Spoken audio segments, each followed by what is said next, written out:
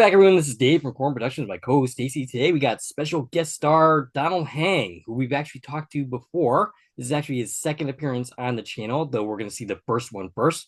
That one is the first interview is meant to go with the Sinner and our continued coverage with that when that's over with. Today we're talking to Donald Heng about his new movie, Sight. So, welcome back. Thanks. Yeah, no, happy to be here. Yeah. All right. So, why don't you tell us what your new movie is about? Yes, Sight is a biographical film about the life of Dr. Ming Wang, who is a world-renowned eye doctor who escaped the Cultural Revolution in 1960s, 1970s China and made his way to America through the sacrifices of his parents and became a world-renowned eye doctor. And the movie follows his life in the 2000s, where he meets a an orphaned little girl who has lost her sight, and he aims to restore that. And in it, he is dealing with childhood trauma that he suffered through his upbringing in China. And so the movie flashes back and forth between the two periods, and I play his father, his young father, back in the 1960s, 1970s China era. So, what would you say the main themes of the movie are? Gosh, I think see why what I liked about this movie a lot is that I feel there are a lot of themes depending on how you want to look at it. I think it's marketed as a faith film, and certainly there are elements of faith um, about how he meets this little girl who is an orphan and is taken care of by a sisterhood, like a nun, and um, and he eventually finds his faith through God due to his relationship with them. But it really isn't the main focus of the film, I don't think. I think it really is just focusing on his life and the pursuit of the American dream, or if you're like me, the pursuit of the Canadian dream. And I feel like this is a really unique story that's being told on the world stage, really about an eye doctor, which is really unconventional. It doesn't seem like it's a really good selling point for a movie. But as unique as it is, I feel like it is also a very common story. Like my parents, myself, have gone through really similar things back in 1970s and 1960s in Cambodia. And it was really ripples of the Cultural Revolution that was spreading throughout Asia and Eastern Europe. So I feel like a lot of people can find commonality with this movie and about really, it's an immigrant story. And it's about coming to a new place and trying to find your footing and overcoming obstacles that seem insurmountable at times. Um, so yeah, for me, because I play the father, one of the biggest themes for me is really about sacrifice and the story of his parents and what they were able to do and what they had to do in order to guarantee their son's success, or at least not guarantee, but give the best chances for their son to succeed. And to me, that's one of the greater themes for me, and one that I really feel when I was making the movie. And really let me reflect back on the sacrifices that my parents made in order for me to have the life that I have now in Canada. So yeah, I mean, I think there's many ways to look at this movie depending on how you look at it. Yeah, Wow. Were you familiar with Dr. Ming Wang and this whole story prior to your involvement in the film? I was not at all actually. Definitely fascinating though, and he has a autobiography which I did read um, after being cast in the film, or actually in the middle of auditions. Probably I read it. Hmm. I think you kind of already answered this question, but what attracted you originally to this project? Yeah, lots. Yeah, I booked this film actually in the middle of two really monumental periods of my life. It was between my father passing away shortly and me finding out that I was going to be a father for the first time. Oh, And so wow. that really brought a lot of relevancy to the project itself and the story. And yeah, it presented challenges of I didn't know what it meant to be a father at the time, so it was a lot of speculation. and a lot of trying to put myself in my dad's shoes, and some of that helped and some of that didn't help. And on top of it, my performance in this is fully in Mandarin, and that's a new challenge for me as well. Um, I know it's something my dad would have been really proud of. Like my dad was my biggest fan, but he was also like my harshest critic. And I do remember one time I did an audition fully in Mandarin, and I showed it to him, and he literally just cried. So I know that this film would have meant a lot to him, and certainly that was in my mind when we were making this film as well. My first language was Mandarin, but Okay. I was never really formally taught it. I only spoke at home, and my parents aren't really native speakers. Like their dialect is kind of off, and so getting the script, I could only read like 30% of the script. So it was really difficult to actually learn. And that was a challenge that I was very excited about. You know, I'm really proud of my heritage and where my family came from and all that stuff. And this was really a piece to honor them. I think that was the biggest standing point for me. Wow. Yeah, that was something I wanted to ask you about, was the whole language aspect. So every line you speak in the film is in Mandarin. Mhm. So you're saying you're not fluent in Mandarin? No, I'm fluent in conversational like every day. Like if I were to go out to dinner with a friend, I could communicate with them about Yeah. everyday life stuff.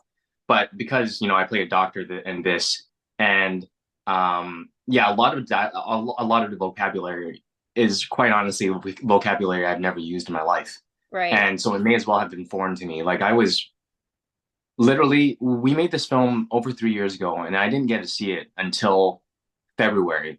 So that was 3 full years. And I remember watching it for the first time and seeing myself speak on screen. And I literally had moments of like, whoa, I said those words. Like I can't believe I said those words with such fluidity, because Yeah. it it's looked not foreign to noticeable me. that you don't normally speak that It's language. surprising to Well, learn that. Yeah. You guys are white, so Well, yeah, I obviously mean that's you wouldn't fair. know. That's fair. Yeah. But Sure, like we wouldn't know if, you were just saying something totally wrong, but it was convincing. Like it didn't look like you had to put a lot of prep into it. It looked like you're just speaking the language you speak every day. There was a lot of prep into it, and I have to give credit to the dialect coach who was on set, and I am sorry if I forgot his name, but he helped so much with my pronunciation. After every single take, though, like what you see on screen is probably a better indication of what I could speak than I could normally in life. I mean, it absolutely is. I would say at least every other take, he'd come up to me and say, "This word is actually inflection like this way, like ma, not ma," because I don't know if you're familiar with this, but the Chinese language is very difficult to learn, and the intonation, the pronunciations like ma, ma, ma, ma, ma, they all mean different things, Right. and just depending on how you use it, right? So, having to have that specificity attached to my lines was unfamiliar territory.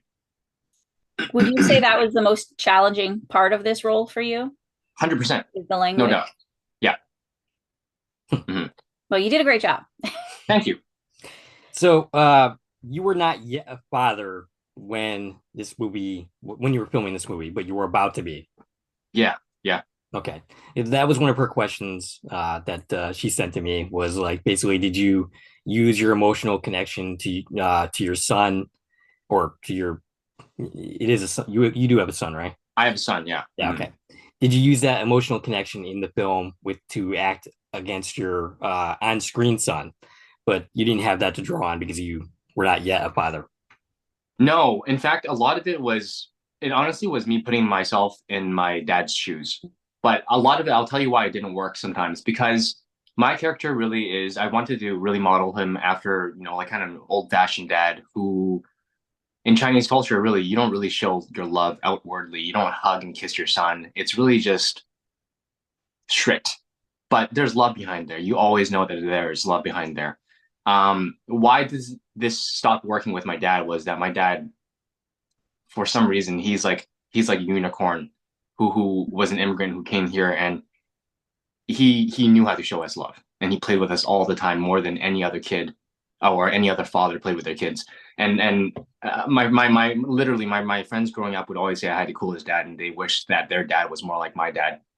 So I didn't have that to draw upon him. But I will say that he wasn't a very I guess he didn't speak his emotions a lot. Like he didn't talk about his emotions very much. And so I think I drew that inspiration from him, and is really just always thinking all these things you think about your son, but never saying it. Um, yeah, you guys watched the movie, right? Yeah, we did. Oh yeah. Yeah. Yeah. Like that scene where I opened the letter and I find out that he's been admitted, 4 people out of a million or something have been admitted to this school. And that really was one of the defining moments for me, and I think for the film too. And really, for my perspective, it really was just the sense of how proud I am, but I'm not going to say it, or I try not to say it. Yeah, you know? You know what I found funny about that moment is that it was like really underplayed, but you definitely see the emotion in that moment from your Well, character. I'm glad people think that. I mean, I think that's the whole point of it, and I hope people see it that way. Like the tendency might be to like go a little bit broader and more emotional, but yeah, it was definitely like more downplayed, I thought. Speaking of which, did you have any challenges acting with the younger version of your son, Jaden Zhang? Yeah. Yeah, you did. No. I was Oh, saying okay. yeah to Yeah, Just his the name. name. his name. No, he's great. He's obviously very talented. I mean, I don't know if you saw his resume, but he got his first gig as a young Shang-Chi Oh, wow. in the Marvel film Shang-Chi. So although he's rather new, he definitely is beyond his years in his ability, and he's really natural. Like we had no issues at all. The one issue that we had was as much my fault as it was his, and it was actually a deleted scene, so we never see it. I never saw it, and I kind of wish that they would release what that looked like, because it's actually a really funny scene. In China back then, I guess they had these community uh urinal buckets in the apartments, and so little boys would just, you know, urinate in the buckets, and they would be disposed of. And so there was this scene where I was delivering my second child, and I'm calling for his help, and he's in the middle of taking a whiz. So he picks up this bucket and he runs it and he puts it next to me, and I'm rinsing off my wife and whatnot, and I dip this cloth into the piss bucket and then notice it and then look at him, and we share a look, and we just kept cracking up. Like the both of us kept cracking up. That was a hard scene to film because we just couldn't keep serious. But I laughed as much as he did. That was really the only time where we had trouble getting through a take. But no, he's great. That Maybe, sounds like a funny scene. yeah, maybe when they release the DVD, that'll be a deleted scene on the DVD. Maybe, yeah. Yeah. And that's one thing I noticed about this film. Like it's pretty heavy, right? There's a lot of like serious stuff happening throughout all sides of it. But then you have these just great little moments of levity where you'll just crack up laughing at just some random little thing. I think they did a great job of just kind of sprinkling those moments throughout. Yeah. But that sounds like that would have been another one of those. Yeah, I liked it too. I actually liked it too. I will say that, I brought a bunch of my friends to go see it, and I always ask for people's honest opinion of the movie. And there were a few people who thought that they shouldn't have made it silly at certain moments. Obviously you can't please everyone, 100% of the people with the film. But, I agree with you. I actually liked those moments that broke the tension. Yeah, I kind of think that's kind of necessary. Yeah. Mm-hmm. You need that to kind of refocus yourself a little bit from one idea to the next sometimes. Yeah. So throughout all of this, did you actually get a chance to meet Dr. Ming Wang? Oh, he was on set every single day. Oh, really? That's amazing. Yeah, every single day. He was a producer in the film. And he obviously had a very vested interest in his own life story and how the story was being told. Yeah, he actually, I would say he critiqued me quite a bit when I first started. I think he didn't like how I was playing the dad because he felt like he wasn't nice enough. But yeah, I remember having a discussion with him, and I just thought, and I kind of pitched him my idea, which is the reason why I told you guys how I approached him. And I didn't see him being a Americanized or Canadian version of a dad who is so friendly and happy and stuff. And I feel like he wanted a tad bit more of that, which I totally understand. And I personally don't know what his dad was like in real life, but after having discussions with him about it, he was fully on board with the version that I kind of eventually went with. Speaking of meeting people, did you meet Raymond Ma, who was your counterpart, who played the older version of your character? That's a really good question. No, we didn't. I didn't meet any of the actors from the present day scenes. Um, Terry Chen, I know him from years in industry, and I think his last day was my first day, or back then it was during COVID. No, it was during COVID time, so we had to do COVID tests a day or before you step on set. And so my first COVID day was his last day on set, and so we crossed paths there officially, and he told me about his experience and how great it was, and wished me luck. So that was a nice little way to start it off. But Raymond, I can't remember who contacted who, but either I reached out to the director or the director reached out to me and said, should we have a conversation about this? And I don't remember what happened, but I eventually had a phone call with Raymond and we talked lightly about posturing and Right. character choices and whatnot. And I think the one thing doesn't even count as an Easter egg or anything like that. It's really not like significant, but we talked about how we each sit. And if you focus and if you were to look at it, then you would see there are certain moments, particularly when he's sitting on the steps of his house with his dad, and his dad is kind of sitting with his elbows on his knees and his hands kind of like this. I tried to put that in anytime I was sitting. And I feel like there are moments in there where he is sitting like that. So that's one little thing I could tell you. But apart from that, I there wasn't too much we really honed in on. I think we both kind of respected each other's version, and also with the knowledge that obviously this story spans 40 years, so people change. Right. Obviously, this is quite significantly, I would say, and I mean, I think the hugest change is really, back in my time, like the story back in my time, he really is someone who is his duty is to protect his son. That's what he's focused on. But when you meet me as Raymond, or Raymond as my character, his job is pretty much done, right? I mean, he comes back in for that one last scene where he helps his son through some emotional stuff. But apart from that, like his role as father is much less on hand at that point, So I feel like it's not a terrible thing that we didn't go so in depth with finding the similarities, right?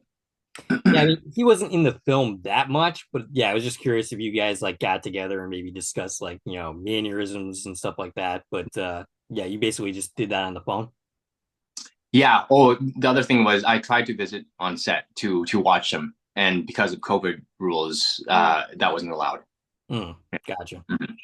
Yeah, I just feel like when you have multiple actors playing the same character, that presents a whole nother layer of complexity, to the characters. You not only have to find your footing as that character, but you have to mesh with each other to make it believable. So that's kind of impressive that you were able to do that with so little contact to, still make us know that, hey, that's the same character. Yeah, we attempted to. I don't know how important it was and how much it shows, but yeah. I mean, I consider myself still a pretty new actor, especially even 3 years ago. Just approaches and how you handle the character constantly changes. So yeah, I don't know. I feel like I would do things maybe even a bit different. I don't know how different they would be, but they probably would be different than 3 years ago. Well, speaking of that, what choices might you do differently? I was asked this the other day and I couldn't come up with an answer, but I know for a fact that my view on fatherhood has changed. And how that would filter in and change the performance, I don't know yet. I mean, I think that would take a lot of work to really define it. So I'm not going to give an answer on that right now, but I have no doubt that now that I've become a father, it's a different feeling. And then it also is like, this is nothing to do with the film. I'm just sharing my own personal experience now. It's incredibly hard to live your life as a dad the way my character did. Like, I just want to show my kid all the love in the world. And I grew up very frugal with my parents, and we were not spoiled in the least sense. Like, we would go to amusement parks, and my dad wouldn't buy a single thing for us. There's no like, whale tails or donuts or cotton candy, none of that stuff. Not even drink. It's kind of like eat lunch, go there, and then go back home. But when I take my kid to carnival or whatever now, I'm like, kind of want him to get whatever he wants to get. And that fine line of making sure your kid has a good life and making him spoiled is very fine. And I don't know when I cross it, you know? So that's a really, I have no doubt that if I were to do this film all over again, I would approach things in certain ways and see things in different light. I wouldn't say that the character choices will definitely change because I do agree with what I ended up doing, you know, and the sense of tough love and living in that era and with the culture of I guess a lot of Asians, honestly, but Chinese people too. I feel like that still stays true to me. But my view on the world has changed since having a kid. I'm kind of curious. Do you consider your parenting style a reaction to your dad's parenting style? Like, are you less frugal because your dad was so frugal, or is it just because you're in a better situation than maybe he was back in the day? That's an interesting question. I don't know, but I will say the frugality of myself is probably most changed because I met my wife. Gotcha. She's I always like to say like she's on one, like honestly she's on one end of the spectrum and I grew up on the other end. And not to say that this is a bad thing, honestly. I feel like I needed someone like that to pull me out of that. Like I was the most frugal human being. I did not have any fun. I like to tell this story a lot. When I booked my first guest star on this show called Ransom, and I was flown out to Toronto, and I heard that I get like $70 a day per diem to spend on things. And I figured, you know what? I never take myself out to nice meals, but because someone else is paying for it, I'm going to take myself to a nice meal every night. So I thought I had to submit receipts. Um, Little did I know when I showed up, they handed me a wad of cash, something like $800 for the first 12 days I was there. That's And I called my agent and I'm like, so well, what do I do with it? Like, do I have to keep receipts and stuff? And they're like, no, you just spend it. And I was like, oh, awesome. But then the next thought after awesome was, oh, I got this money in my hand. Now I don't want to spend it. Right. So I was there for 18 days in Toronto for my first time and I couldn't celebrate myself. You know, like I remember walking by and I was like, I'm going to have one nice steak dinner while I'm here. I walked by Ruth and Chris's steakhouse and I looked at the menu and it was like $70 a steak. And I was like, I can't do it. I didn't do it. I ate a diner steak 2 times and it was like $25 or something. But yeah, that's how frugal I was. And my wife really, you know, we pulled each other towards the middle. And I've traveled to so many places because of her, like whether it be like Mexico, all inclusive, or going to Europe 2 years ago. I would never have done that if I didn't have someone like my wife who pushed it, you know. Granted, there's always a line, but I'm just saying that that's what my wife has really brought out of me, and she's allowed me to enjoy all these things in life that I do not regret at all. And I feel like, on the contrary, I would regret it later in life if I didn't do these things. So I'm very grateful for that. Great. good stuff. Yeah. I think that's the best kind of relationship. Like one where you kind of like balance each other out. Oh yeah, for sure. Yeah. Mm-hmm. I probably should bring it back to the movie. Yeah. Sorry. Yeah, that was long. No, that was my fault. But So is there a scene that you were in that stands out to you as being your favorite?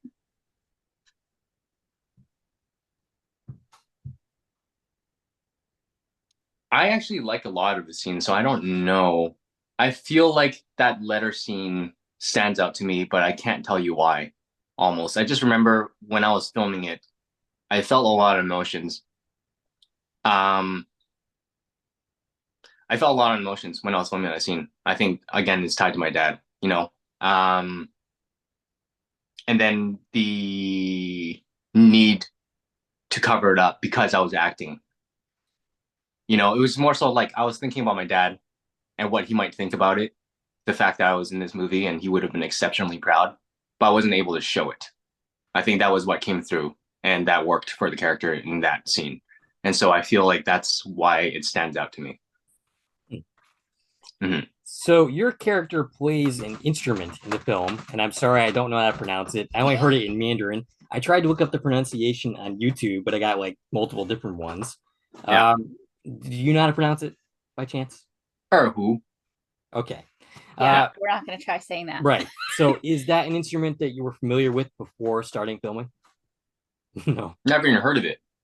I No. ordered myself one from Amazon when I got the part. just to fiddle with it. Couldn't even figure out how to fiddle with it.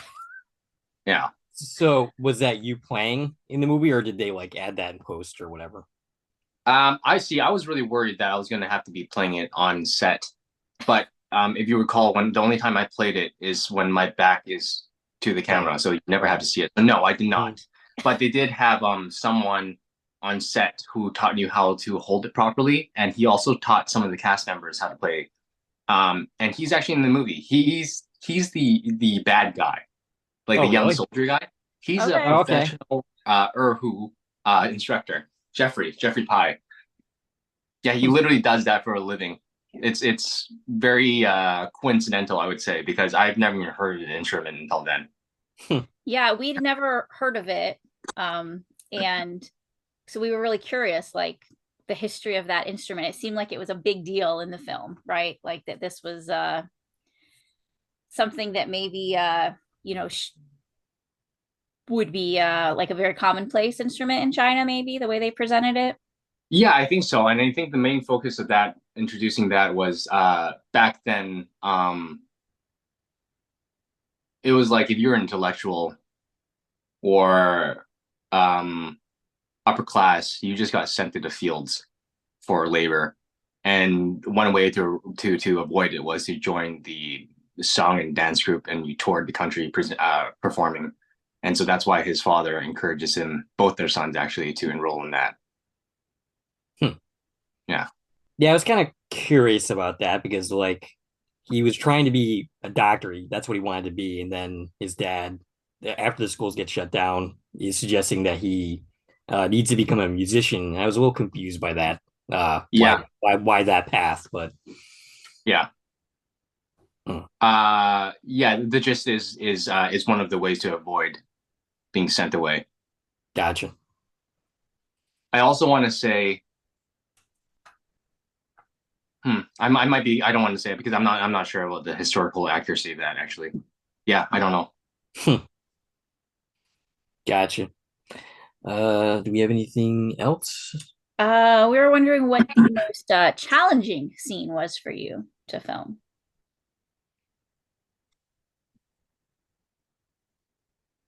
I can't remember off the top of my head, but probably it's going to be dialogue related. Yeah. It's going to be whichever scene that I found hard to, and probably, you know what, it's probably the one where I tell him that after he burns the books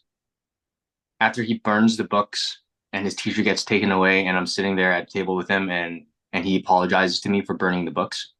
I think it's because that's my longest scene. There were a lot of words that I didn't know what I was saying until I like studied it. But I remember learning the lines and was like, oh man, I know like 50% of these words. That's funny. Yeah. All right. I think that's all the questions we have. That is all the questions we have. Do you have anything? Yeah. Do you have anything that lined up for your next project that you can talk about? I did a small bit on Tron 3. Oh, you did mention that, yeah. Yeah, I mentioned on that other one, so I guess you'll see this one first and you'll see the other one. Yeah, we made a weird situation for ourselves there with our interviews airing out of production order. But so okay.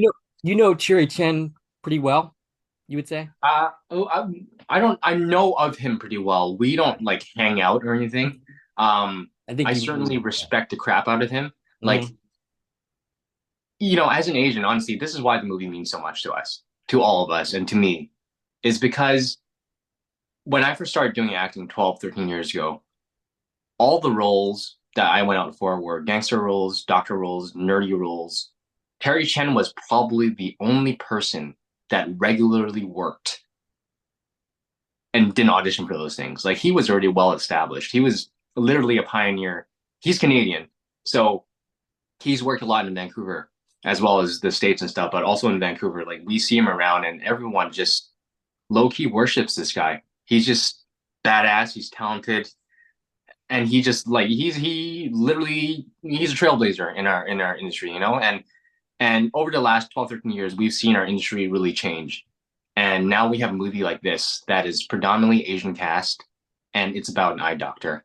who escaped China and came to America. And I think that's the most beautiful thing about this movie, and the most inspiring thing about this movie is it's another movie that adds to the slate of saying, you know, as Asian Americans, we're here to stay, and we're here to build upon our story and tell our story to the world. Because this story, although it's unique in the sense that he becomes an eye doctor, it is not at all a unique story in terms of an immigrant coming from Asia and trying to find his footing in the West, you know? And that's why that movie means so much to me. Right. Yeah, I mean, like half the movie is in Mandarin. Like, what mainstream movie do you see something like that in? So that's pretty impressive in itself. Yeah, absolutely. And Terry Chan, like I'm a huge fan of his. He was actually in a series, a sci-fi series that I love the crap out of because it's very unique. Continuum. I don't know if you're familiar with that. Yeah. Yeah, Continuum, another Canadian production.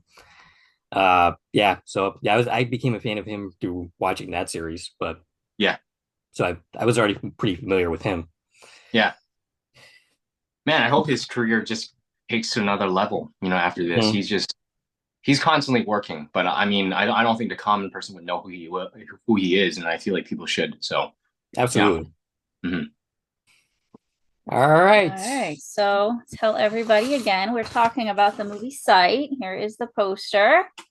And it is still in select theaters. I saw that in bigger cities it's still playing. So yeah, you have the opportunity. Anybody who's seeing this and you haven't seen the movie yet, check your local theater listings and see if you can head over and see it. And I imagine it's going to be coming to streaming sooner than later. I would imagine so. I have no info on that though. Yeah. Yeah. So if anybody did miss their chance to see it in the theater, I say keep an eye out for it. Because it's definitely worth watching. Oh yeah, definitely. It's a great film. Yep, inspirational. Very inspirational story. I love when we get to combine like it's based on true events, right? So it's this like historical biopic, right? So we're getting very inspirational story, and we're also getting like all kinds of different history lessons in the mix with it. And let's see, more information on the movie can be found at sightthemovie.com. Thanks, guys.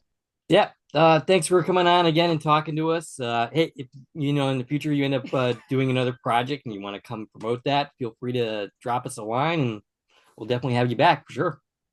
Thanks, guys. Good seeing you. Take care. Thank you, Donald, so much. And anybody who wants to hear more from Donald, our other interview with him will be dropping within the next 2 weeks. So keep your eyes out for that. And we're going to talk about all of the other great work that Donald has been in.